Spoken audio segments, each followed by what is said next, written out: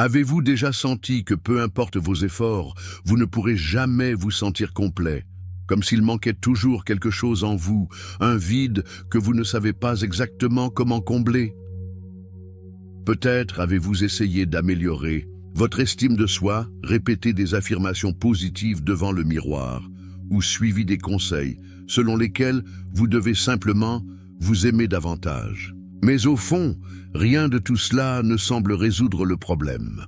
Vous pouvez même ressentir une amélioration momentanée, mais bientôt l'insécurité revient, l'autocritique réapparaît et ce sentiment inconfortable de ne pas être à la hauteur réapparaît. Cela se produit parce que l'amour-propre n'est pas quelque chose qui peut être atteint simplement avec de belles paroles ou des changements superficiels. Cela nécessite un voyage interne, un processus de découverte qui va bien au-delà de ce qu'on nous enseigne sur les réseaux sociaux ou dans les manuels d'auto-assistance. Et c'est précisément ici qu'intervient Carl Jung avec ses théories, apportant une perspective complètement différente sur ce que signifie réellement apprendre à s'aimer soi-même. Dès notre plus jeune âge, on nous apprend que nous devons être bons, obéissants et agréables pour être acceptés. Nous apprenons à façonner notre comportement pour répondre aux attentes des autres car, au fond, nous voulons être aimés. Mais avec le temps, ce besoin d'acceptation commence à nous éloigner de qui nous sommes réellement. Avez-vous déjà remarqué à quel point vous avez parfois l'impression de vivre une vie qui ne vous appartient pas entièrement? Comme si vous jouiez un rôle, essayant de répondre à des normes dont vous ne savez même pas exactement d'où elles viennent. Cela se produit parce que, sans nous en rendre compte, nous construisons un masque social, ce que Jung appelle une persona. Ce masque nous protège du jugement et du rejet, mais en même temps, il nous emprisonne. Et plus nous portons ce masque pour plaire au monde extérieur, plus nous nous déconnectons de notre monde intérieur. Maintenant, arrêtez-vous un instant et réfléchissez. Combien de fois avez-vous fait taire vos propres désirs pour ne pas déplaire à quelqu'un? Combien de fois avez-vous dit oui alors que vous vouliez dire non? Combien de fois avez-vous avalé des mots, des émotions ou des désirs parce que vous pensiez qu'ils n'étaient pas appropriés, qu'ils ne seraient pas bien reçus? Cette habitude de réprimer nos véritables émotions a un prix élevé. Chaque fois que nous ignorons ce que nous ressentons, une partie de nous est laissée pour compte. Et avec le temps, cette partie oubliée ne disparaît pas. Elle se cache simplement dans les profondeurs de notre inconscient, créant ce que Jung appelait l'ombre. L'ombre est composée de tout ce que nous rejetons en nous-mêmes, de tout ce que nous apprenons que nous ne devrions pas être. Si, dans l'enfance, on nous a appris qu'il ne fallait pas exprimer de colère, la colère est devenue une partie de notre ombre. Si l'on apprenait qu'être vulnérable était un signe de faiblesse, la vulnérabilité était réprimée. Si à un moment donné nous sentions que notre véritable moi n'était pas suffisant pour être aimé, nous apprenions à cacher cette partie. Et c'est précisément pourquoi de nombreuses personnes luttent tant pour développer leur amour-propre.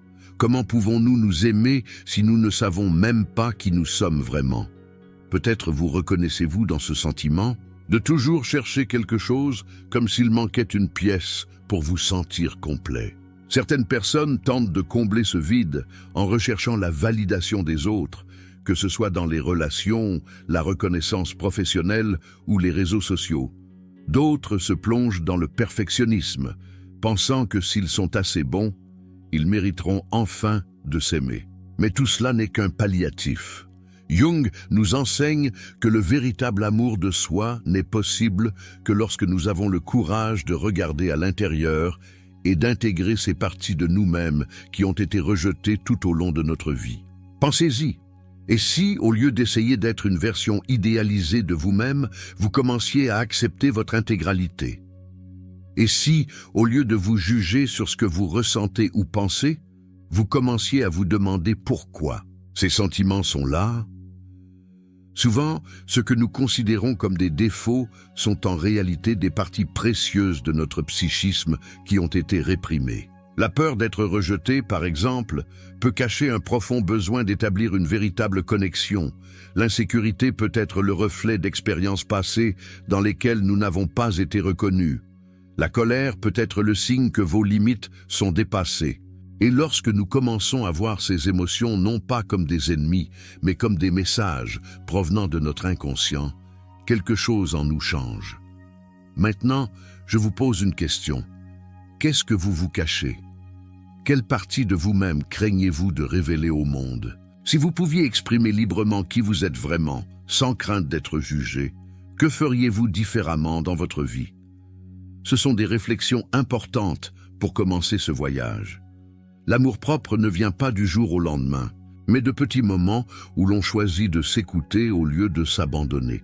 Si cette conversation vous a semblé logique jusqu'à présent, je vous invite à continuer à la regarder. Ce que Jung a découvert sur la psyché humaine peut complètement transformer la façon dont vous vous percevez. Mais pour y parvenir, nous devons aller au-delà de la surface. Explorons ensemble ce profond voyage et comprenons, une fois pour une toutes, comment construire un amour-propre authentique et inébranlable.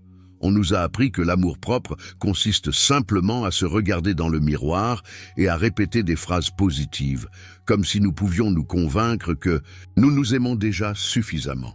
Mais avez-vous remarqué que cela ne fonctionne pas toujours? Combien de fois avez-vous essayé de vous convaincre que vous étiez fort, beau ou précieux, mais au fond, vous ressentiez toujours cette insécurité? Cela se produit parce que l'amour-propre n'est pas une question de paroles vides de sens, mais un processus profond d'intégration de notre psychisme. Carl Jung croyait que s'aimer soi-même n'était pas seulement un exercice d'estime de soi, mais un mouvement essentiel pour individuation, c'est-à-dire le chemin pour devenir qui vous êtes vraiment. L'individuation est un concept central dans la psychologie de Jung. Il a dit que nous venons au monde comme des êtres entiers, mais que tout au long de la vie, nous devenons fragmentés. Une partie de cette fragmentation se produit parce que nous apprenons à valoriser uniquement certaines caractéristiques tout en réprimant d'autres. Un enfant qui fait preuve d'indépendance peut être encouragé à continuer de le faire, tandis qu'un autre qui pleure beaucoup peut être réprimandé et apprendre qu'exprimer ses émotions est une mauvaise chose. Au fil du temps, nous façonnons notre personnalité en fonction de ce qui, selon nous, nous rendra plus acceptés. Et c'est là que surgit le problème. Cette adaptation peut être si intense qu'on finit par perdre contact avec notre essence. Si vous avez déjà eu l'impression de ne pas savoir exactement qui vous êtes, si vous avez eu des doutes sur vos véritables désirs ou si vous avez vécu un conflit entre ce que vous voulez et ce que vous pensez devoir vouloir, vous pourriez être déconnecté de parties essentielles de vous-même. Et cela se produit parce que nous avons construit un me tromper, une identité basée sur ce que nous pensons qui nous fera aimer et accepter.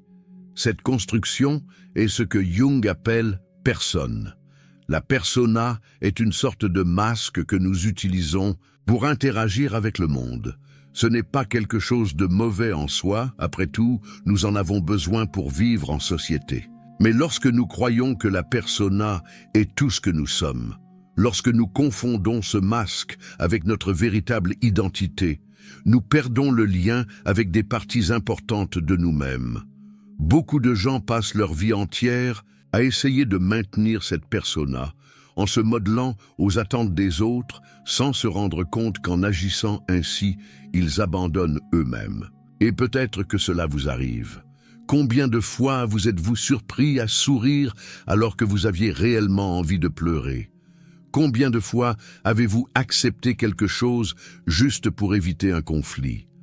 Combien de fois vous êtes-vous senti fatigué de maintenir une apparence de force alors qu'à l'intérieur, vous voulez juste que quelqu'un voie votre vulnérabilité? Cet effort constant pour maintenir la persona peut être épuisant, car il vous oblige à toujours contrôler ce que vous montrez au monde. Mais qu'arrive-t-il à tout ce que nous ne montrons pas? Où vont la colère que nous réprimons, la tristesse que nous cachons, les désirs que nous nions? Jung a dit que tout ce que nous n'acceptons pas en nous-mêmes ne disparaît pas. Il est simplement repoussé dans l'inconscient, formant ce qu'il appelle ombre. L'ombre est tout ce que nous rejetons, tout ce que nous apprenons que nous ne devrions pas être. Cela pourrait être notre colère, notre besoin, nos désirs, nos peurs. Cela pourrait être l'ambition qu'on nous a enseignée, qui était fausse. La sensibilité que nous avons réprimée pour ne pas paraître faible. L'authenticité que nous avons mise de côté pour nous intégrer. Au fil du temps, cette ombre devient tellement réprimée qu'on commence à croire qu'elle n'existe même pas. Mais il est toujours là, influençant nos choix, nos relations et surtout la façon dont nous nous percevons. Et voici le point le plus important. Il n'y a pas de véritable amour-propre tant que nous n'apprenons pas à regarder notre ombre. Nous ne pouvons pas vraiment nous aimer si nous nions constamment certaines parties de nous-mêmes. Le véritable amour-propre ne consiste pas seulement à accepter ce que nous aimons chez nous, mais aussi à accepter ce à quoi nous évitons d'être confrontés. Il est facile d'aimer nos qualités, mais peut-on aussi aimer nos imperfections? Pouvons-nous regarder à l'intérieur et nous accepter complètement, sans rien cacher? Jung a dit qu'ignorer l'ombre nous maintient coincés dans des schémas inconscients. Combien de fois avez-vous réalisé que vous répétiez les mêmes erreurs dans vos relations? Que vous êtes toujours attiré par les mêmes personnes? Que vous faites face aux mêmes défis émotionnels?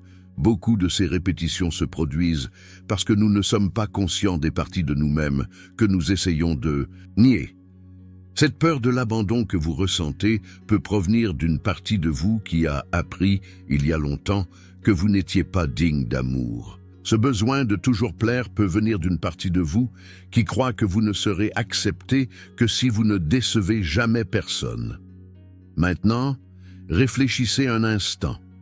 Qu'est-ce que tu t'es caché? Quels aspects de vous-même pensez-vous que vous ne pouvez pas montrer au monde? Avez-vous déjà eu l'impression qu'il y a une partie de vous qui demande toujours à être reconnue, mais que vous insistez pour ignorer? L'amour-propre commence exactement à ce point, dans le courage de regarder à l'intérieur et de reconnaître que nous sommes bien plus que ce que nous choisissons de montrer. C'est peut-être la première fois que vous entendez cela. Peut-être n'avez-vous jamais pensé à l'amour-propre de cette façon, mais ce n'est que le début d'un profond voyage. Jung nous enseigne que pour vraiment nous aimer, nous devons intégrer toutes les parties de nous-mêmes, y compris celles que nous évitons de voir. Mais comment faire cela?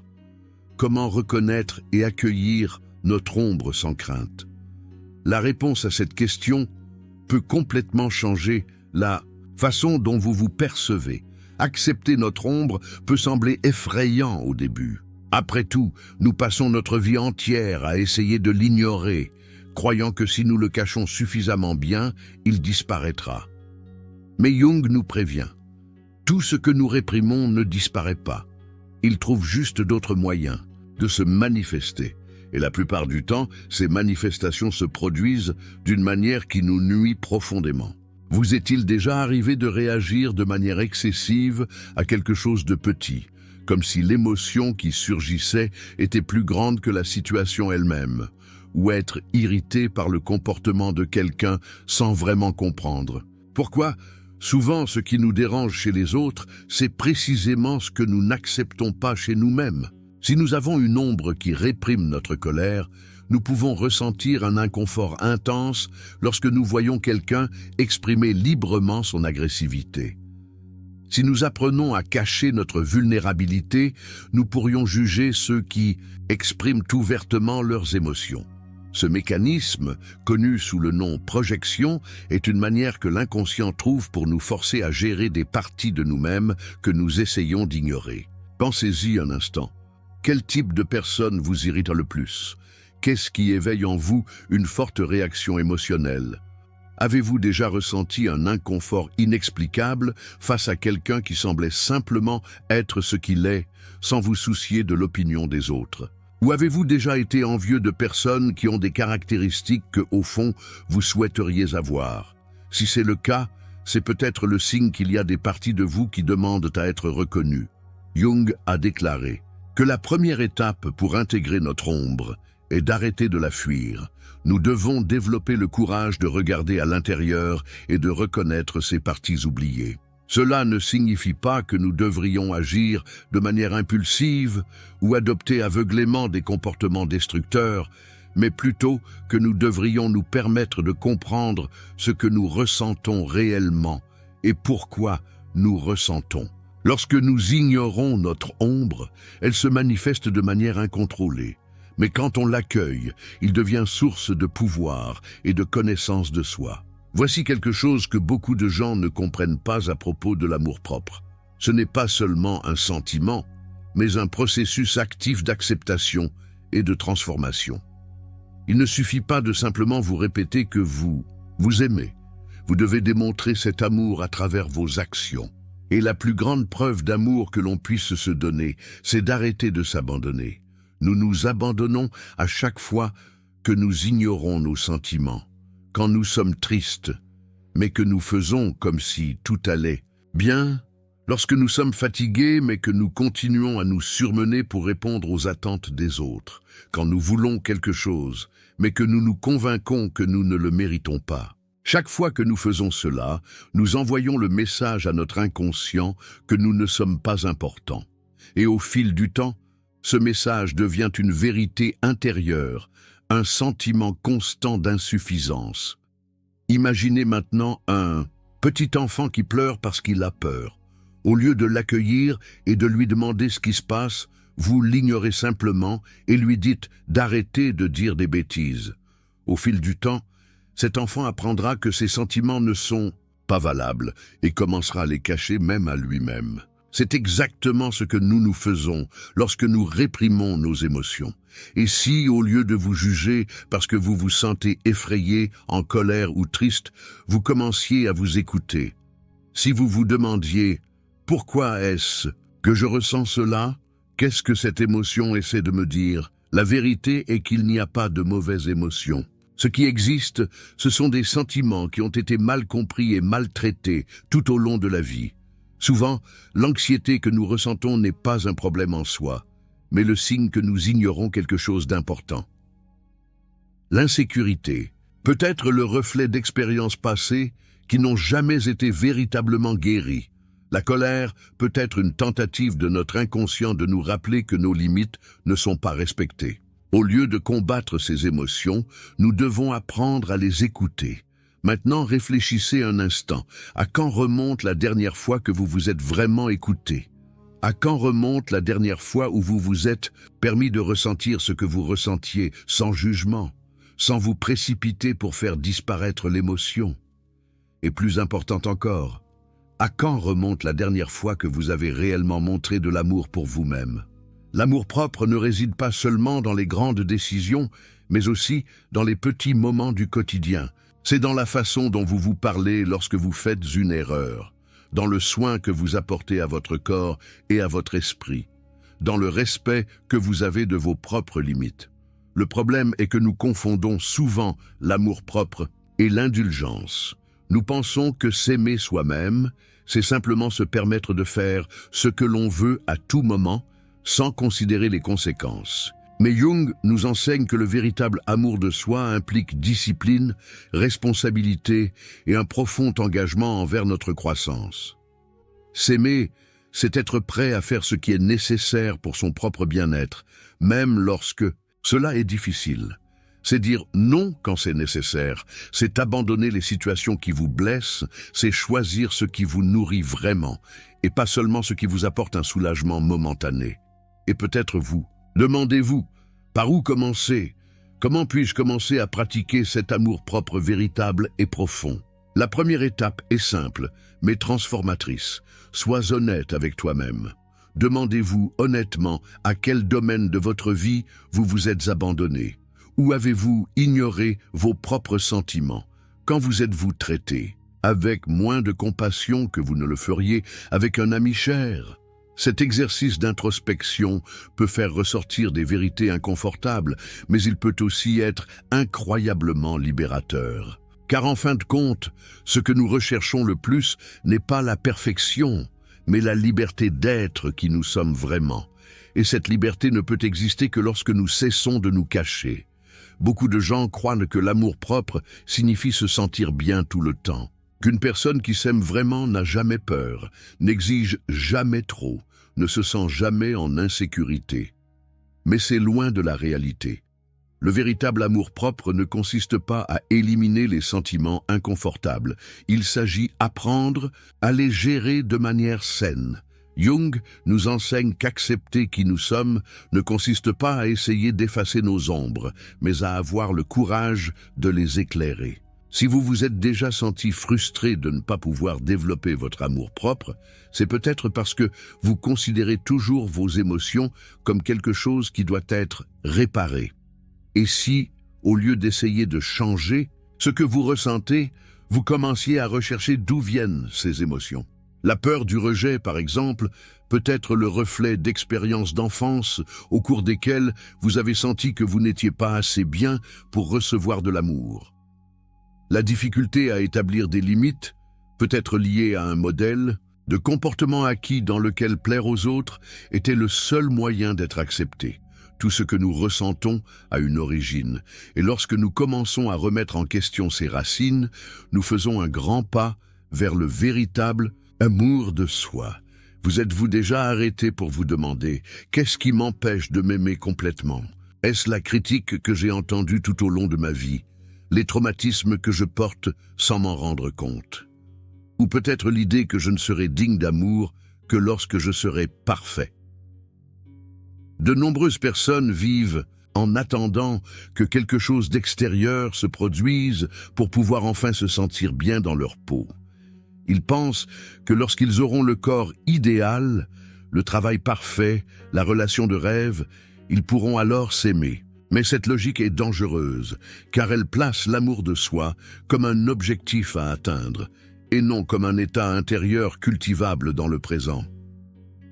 Jung croyait que ce type de pensée venait de ce qu'il appelait archétypes, des schémas psychologiques profonds qui influencent la façon dont nous voyons le monde. En nous, il existe un ensemble d'images et de symboles qui façonnent notre personnalité et nos croyances. Et l'un des archétypes les plus influents dans notre parcours d'amour-propre est le archétype du héros. Le héros est cette partie de notre psychisme qui croit qu'elle doit faire face à des défis et surmonter des épreuves pour prouver sa valeur. C'est la voix intérieure qui nous dit que nous devons faire de notre mieux, réaliser de grandes choses et être impeccables pour être dignes d'amour et de reconnaissance. Cet archétype joue un rôle important, car il nous pousse à grandir et à évoluer. Mais lorsque nous n'en sommes pas conscients, nous pouvons finir par vivre prisonniers de l'idée que nous ne serons dignes d'amour que lorsque nous atteindrons un idéal inaccessible. Avez-vous déjà eu l'impression que peu importe ce que vous faites, ce n'est jamais assez, qu'il y a toujours quelque chose à accomplir avant de pouvoir enfin se sentir satisfait de soi? Cela se produit parce que lorsque nous laissons l'archétype du héros dominer notre psyché, nous devenons prisonniers de la recherche constante de validation externe. Nous ne nous accordons jamais de repos, car nous croyons toujours qu'il reste encore un défi à surmonter avant de devenir digne d'amour. Et c'est là qu'intervient la grande question. Et si vous étiez déjà digne d'amour exactement comme vous l'êtes maintenant, sans avoir besoin de rien changer, sans avoir besoin de prouver quoi que ce soit, sans avoir besoin d'atteindre un idéal? Cette question peut être inconfortable, car nous avons souvent été conditionnés à croire que nous ne serons aimés que si nous sommes parfaits. Mais Jung nous enseigne que le véritable amour de soi ne vient pas de l'atteinte d'une norme extérieure, mais de l'intégration de toutes les parties de nous-mêmes, y compris celles que nous considérons comme imparfaites. Pensez aux éléments suivants. Si vous vous regardiez avec la même compassion que vous regardez un ami cher, qu'est-ce qui changerait dans la façon dont vous vous traitez? Nous sommes souvent extrêmement durs avec nous-mêmes. Nous nous facturons d'une manière que nous ne facturerions jamais à une autre personne. Si un ami proche faisait une erreur sur quelque chose, vous lui diriez probablement d'y aller doucement, que faire des erreurs fait partie de l'apprentissage. Mais lorsque vous faites une erreur, quelle est la voix qui surgit dans votre tête? Vous traitez-vous avec compréhension ou vous critiquez-vous durement? Si vous reconnaissez que vous avez tendance à être plus dur avec vous-même qu'avec les autres, c'est un signe clair que vous devez commencer à changer cette relation. Le véritable amour-propre implique d'apprendre à se traiter avec gentillesse, même lorsque nous commettons des erreurs. C'est comprendre que nous sommes humains et que les échecs font partie de l'expérience de la vie. Cela ne signifie pas que nous ne devrions pas chercher à nous améliorer, mais plutôt que nous devrions le faire dans un esprit d'acceptation plutôt que d'autocritique incessante. Maintenant, arrêtez-vous un instant et réfléchissez. Que se passerait-il si vous commenciez à vous traiter avec plus de compassion à partir d'aujourd'hui? Comment cela affecterait-il votre estime de soi, votre confiance, votre paix intérieure? Qu'est-ce qui changerait dans votre relation? À vous-même et aux autres, cette réflexion peut être puissante car elle nous fait prendre conscience que nous sommes souvent nos pires ennemis. Nous nous sabotons sans nous en rendre compte. Nous nous critiquons inutilement. Nous nous empêchons de vivre pleinement la vie parce que nous pensons que nous ne sommes pas encore assez bons. Et si tout cela n'était qu'un conditionnement, que nous pouvions commencer à déconstruire dès maintenant? Et s'il était possible de construire une nouvelle relation avec soi-même basée sur un amour véritable et une profonde acceptation? Ce voyage n'est pas facile, mais il est libérateur. Et cela commence au moment où nous décidons d'arrêter de nous considérer comme des ennemis et de commencer à nous voir tels que nous sommes réellement, des êtres humains imparfaits, mais profondément dignes d'amour. S'il y a quelque chose qui nous empêche de développer un véritable amour-propre, c'est bien le poids des attentes que nous portons. Dès notre plus jeune âge, nous apprenons que nous devons adopter une certaine attitude pour être acceptés. À la maison, on nous apprend qu'il faut être obéissant, qu'il ne faut pas faire certaines choses pour ne pas décevoir nos parents. À l'école, on nous dit qu'il faut réussir, que de bonnes notes et un comportement exemplaire sont synonymes de valeur. Puis, dans la vie adulte, les pressions continuent, le corps idéal, la relation parfaite, la brillante carrière. À chaque étape de la vie, nous sommes entourés d'attentes qui nous disent que pour être aimés, nous devons nous intégrer. Mais que se passe-t-il lorsque cette recherche d'approbation externe devient le seul moyen par lequel nous mesurons notre propre valeur? Jung croyait que lorsque nous vivons uniquement pour plaire aux autres, nous nous éloignons de notre essence. L'amour-propre ne consiste pas à s'adapter à des normes, mais à se reconnaître au-delà d'elles. Cela signifie que, pour nous aimer vraiment, nous devons nous libérer des entraves de ce que l'on attend de nous et commencer à nous demander « Qui suis-je au-delà des attentes placées en moi ?» Et cette question peut faire peur, car nous passons souvent tellement de temps à essayer d'être ce que nous pensons que nous devrions être, que nous oublions qui nous sommes réellement. Si aujourd'hui vous pouviez vous libérer de toutes les pressions extérieures, de la peur du jugement, des attentes des autres, que feriez-vous différemment dans votre vie? Continueriez-vous dans le même métier? Entretiendriez-vous les mêmes relations? Continueriez-vous à vous facturer? De la même manière, l'une des raisons pour lesquelles l'amour-propre semble si difficile est qu'il nous oblige à poser ce genre de questions. Et nous n'aimons pas toujours les réponses. Réaliser que nous avons passé des années à nous modeler pour être acceptés peut être douloureux. Mais Jung nous rappelle que ce processus est nécessaire. Il a dit que l'individuation, le chemin pour devenir qui nous sommes réellement, implique souvent une période de crise, de déconstruction de ce que nous pensions être vrai à notre sujet. Cette déconstruction peut se produire de plusieurs manières. Cela peut prendre la forme d'un profond épuisement, de ce moment où nous avons l'impression que nous ne pouvons plus supporter d'essayer d'être quelque chose que nous ne sommes pas. Cela peut surgir lors d'une dépression émotionnelle, lorsque nous réalisons que, malgré tous nos efforts pour être acceptés, nous ne nous sentons toujours pas entiers. Cela peut apparaître comme un sentiment de vide, comme s'il manquait quelque chose, même si de l'extérieur tout semble bien, et si ce moment de crise était en réalité une invitation à la transformation. Et si, au lieu de résister à ces émotions, nous pouvions les voir comme des signes que quelque chose en nous demande à être entendu. Souvent, La douleur que nous ressentons n'est pas un problème à résoudre, mais un appel à regarder à l'intérieur et à nous demander « Où dans ma vie est-ce que je m'abandonne ?» Réfléchissez un instant. Y a-t-il une partie de vous que vous avez ignorée, un désir que vous avez toujours réprimé? Y a-t-il une vérité que vous évitez de vous admettre?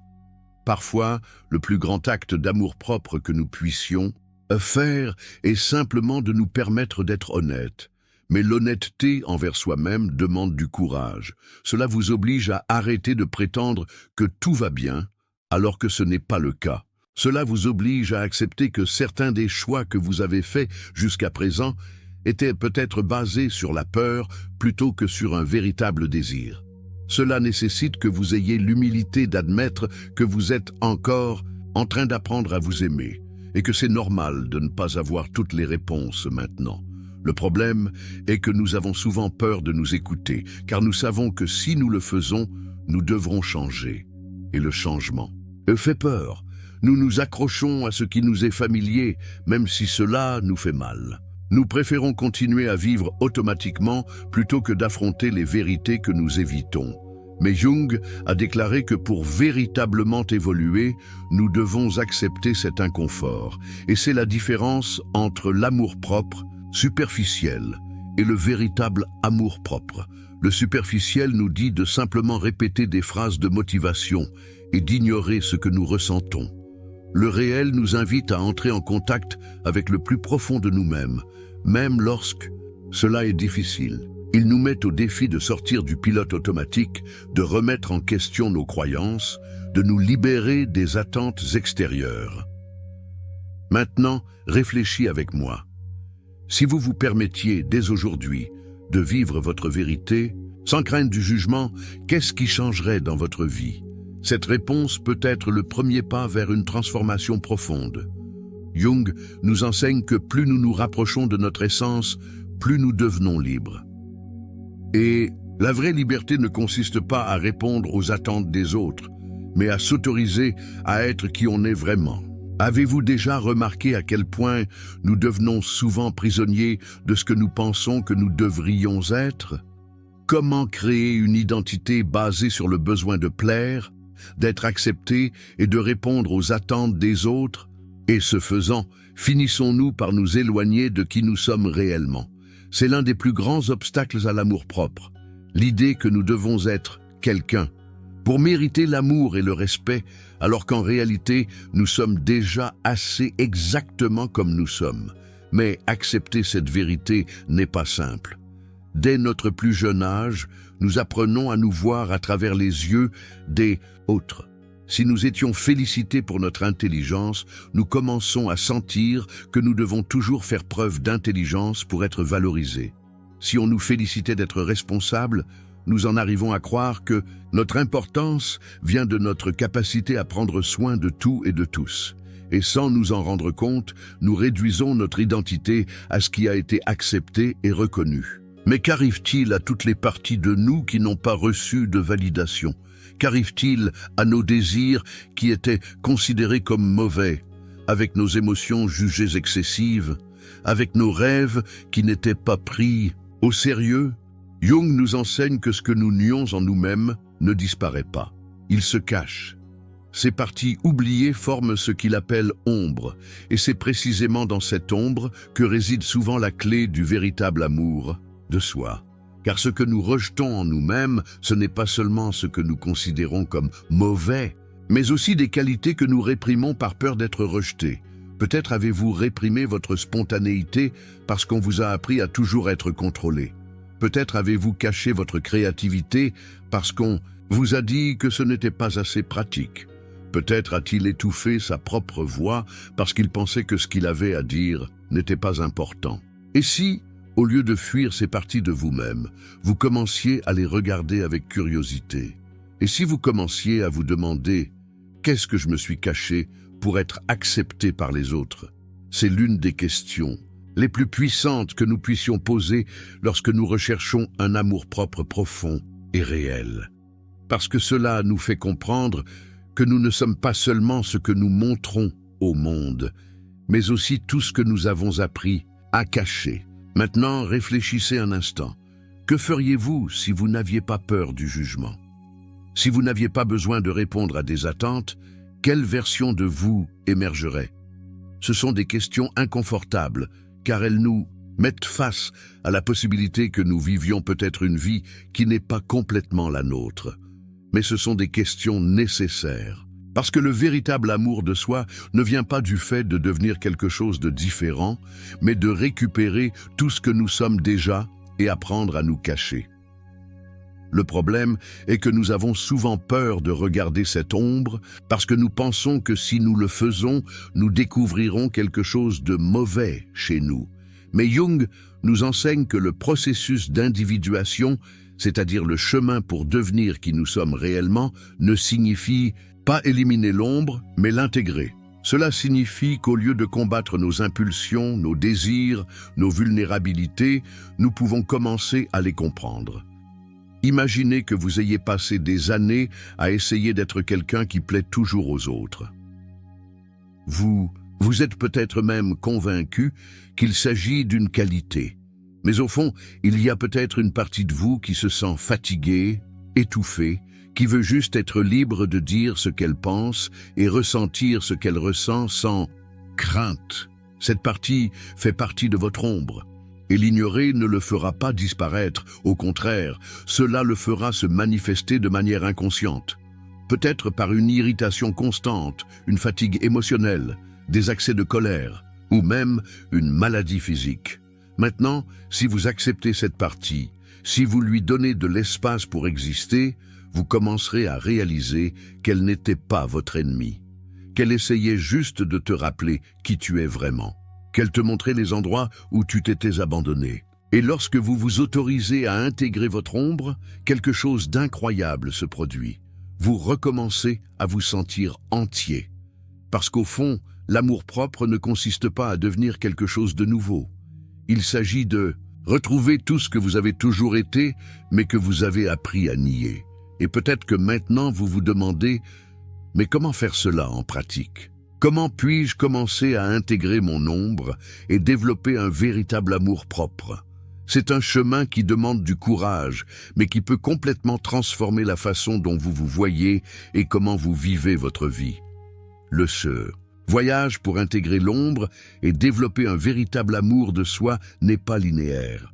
Souvent, lorsque nous commençons à regarder à l'intérieur, nous tombons sur des aspects que nous préférerions ne pas voir. Des peurs profondes, de vieilles insécurités, des émotions enfouies depuis des années commencent à refaire surface. Et ça peut faire peur. Après tout, nous passons la majeure partie de notre vie à essayer d'éviter cette confrontation. Mais Jung nous enseigne qu'il n'y a pas de croissance sans confrontation interne. Fuir l'ombre elle-même ne fait que nous maintenir coincés dans les mêmes schémas destructeurs. Ce n'est que lorsque nous nous permettons d'y faire face de front que nous pouvons nous libérer. Peut-être vous êtes-vous déjà senti mal à l'aise lorsque vous réalisez que vous répétez les mêmes schémas dans votre vie. Peut-être que vous vous retrouvez toujours dans des relations dans lesquelles vous sentez que vous devez travailler dur pour être accepté. Ou peut-être réalisez-vous que vous recherchez toujours une validation externe pour vous sentir bien dans votre peau. Ces modèles ne surviennent pas de nulle part. Ils sont le reflet de ce que nous n'avons pas encore accepté en nous-mêmes. Si nous avons peur d'être abandonnés, nous acceptons souvent des miettes d'affection, car au fond, nous croyons que nous ne sommes pas assez nombreux pour recevoir le véritable amour. Si nous recherchons une validation constante, c'est peut-être parce qu'à un moment donné, nous avons appris que notre valeur dépend de la reconnaissance des autres. Mais, et si vous pouviez changer cette dynamique? Et si, au lieu de chercher vers le monde extérieur l'amour qui vous manque, vous commenciez à le cultiver en vous-même? C'est l'un des enseignements les plus profonds de Jung.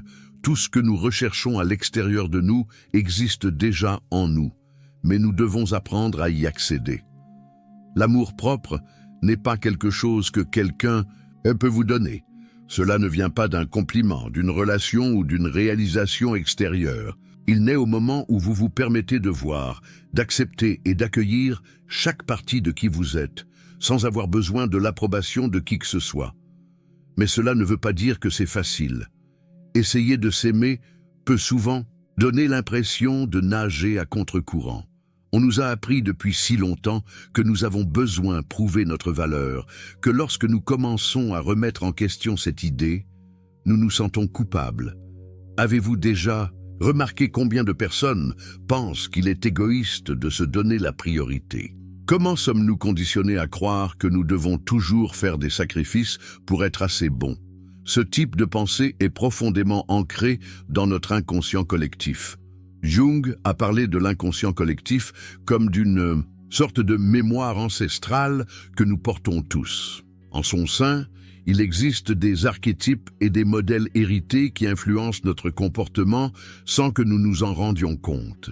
Et l'un de ces archétypes est celui de Salvador, celui qui croit qu'il doit se donner entièrement aux autres pour avoir de la valeur. Si vous sentez que vous ne pouvez pas donner la priorité à vos besoins sans vous sentir coupable, peut-être que cet archétype prend le dessus sur vous. Mais voici la vérité. Prendre soin de soi n'est pas égoïste, c'est la responsabilité. Si vous n'apprenez pas à vous aimer, vous ne pourrez jamais vraiment aimer une autre personne. Si vous n'apprenez pas à respecter vos propres limites, vous permettrez toujours aux autres de les dépasser. Si vous n'apprenez pas à vous voir avec compassion, vous dépendrez toujours de la compassion des autres pour vous sentir bien. Maintenant, arrêtez-vous et réfléchissez. Combien de fois avez-vous placé les besoins des autres avant les vôtres? Combien de fois avez-vous dit oui alors que vous vouliez dire non? Combien de fois vous êtes-vous forcé à entretenir une image de force alors qu'en réalité vous étiez épuisé émotionnellement? Cela ne veut pas dire que nous devons ignorer les autres ou vivre de manière égoïste, mais cela signifie que nous devons trouver un équilibre. Jung a dit que l'individuation, le processus permettant de devenir qui nous sommes réellement, exige que nous sachions intégrer toutes nos parties, ce qui implique d'apprendre à prendre soin de soi sans culpabilité. Et voici un exercice simple mais puissant. La prochaine fois que vous ignorerez vos propres sentiments pour plaire à quelqu'un d'autre, arrêtez-vous et demandez-vous « Si je m'aimais vraiment, que ferais-je maintenant ?» Cette question peut être un guide puissant pour commencer à changer la façon dont vous vous traitez. Cela peut vous aider à réaliser que nous nous mettons souvent inutilement en veilleuse. Et si l'idée de commencer à vous prioriser vous fait peur, c'est peut-être le signe que c'est exactement le chemin que vous devez emprunter. Parce qu'en fin de compte, l'amour-propre n'est pas une destination, c'est une pratique quotidienne. Et chaque petit choix que nous faisons pour nous respecter et nous accueillir nous rapproche de notre véritable essence. L'amour-propre n'est pas une destination, mais un processus continu d'apprentissage et d'acceptation. Beaucoup de gens croient que s'aimer soi-même signifie ne plus jamais avoir de doute, d'insécurité ou de moments de faiblesse. Mais la vérité est que le véritable amour de soi se produit précisément dans la façon dont nous gérons ces moments difficiles. Jung nous enseigne que la perfection n'est pas un objectif humain, mais plutôt un idéal inaccessible qui ne fait que nous éloigner de nous-mêmes. Lorsque nous recherchons l'amour-propre par désir d'être parfait, nous renforçons en fait la conviction que, tels que nous ne sommes pas assez. Le véritable changement se produit lorsque nous nous acceptons d'abord. Si nous essayons de nous améliorer parce que nous nous sentons inadéquats, ce changement vient d'un lieu d'autocritique. Mais si nous cherchons à évoluer parce que nous voulons le meilleur pour nous-mêmes, cette transformation se produit de manière beaucoup plus saine. Le véritable amour de soi ne vient pas du besoin de se corriger, mais de la décision de s'accueillir. L'un des plus grands défis de ce voyage est d'apprendre à reformuler la façon dont nous nous parlons. La plupart des gens sont plus durs avec eux-mêmes qu'avec les autres. Lorsque nous commettons une erreur, nous nous critiquons cruellement, alors que si c'était un ami, nous dirions des mots de soutien et de compréhension. Cette autocritique destructrice nous empêche de développer une relation saine avec nous-mêmes. Par conséquent, l'un des exercices les plus importants pour renforcer l'amour-propre est faites attention à la façon dont nous nous parlons. Dans les moments de doute ou d'erreur, nous devons nous demander « Est-ce que je dirais ça à quelqu'un que j'aime ?» Si la réponse est non, il est temps de changer ce récit interne. Remplacer l'autocritique par de l'autocompassion. Cela peut paraître difficile au début, mais avec le temps, cette pratique crée un nouvel état d'esprit. Et chaque petit choix pour se traiter avec plus d'affection est un pas vers le véritable amour de soi. Beaucoup de gens croient qu'ils ne peuvent pas développer l'amour-propre parce que quelque chose ne va pas chez eux. Mais en réalité, qu'est-ce qui nous empêche le plus de nous aimer vraiment? Ce n'est pas le manque de valeur, mais la quantité de croyances limitantes que nous intériorisons tout au long de notre vie. Dès notre plus jeune âge, nous apprenons à mesurer notre valeur en fonction de l'acceptation des autres. On nous enseigne qu'être gentil signifie être utile, être fort, réussir ou répondre à certaines normes. Mais qui a défini ces règles? Jung nous enseigne que nous portons dans notre inconscient collectif des modèles hérités des générations passées. Beaucoup de nos peurs, insécurités et autosabotages ne sont pas seulement individuels, mais font partie d'une structure plus vaste. L'un des archétypes les plus influents de ce voyage est celui de Salvador, ce qui nous fait croire que nous n'avons de valeur que si nous prenons soin des autres ou si nous nous sacrifions d'une manière ou d'une autre. Cela explique pourquoi tant de gens se sentent coupables de se mettre en priorité. Mais voici la vérité.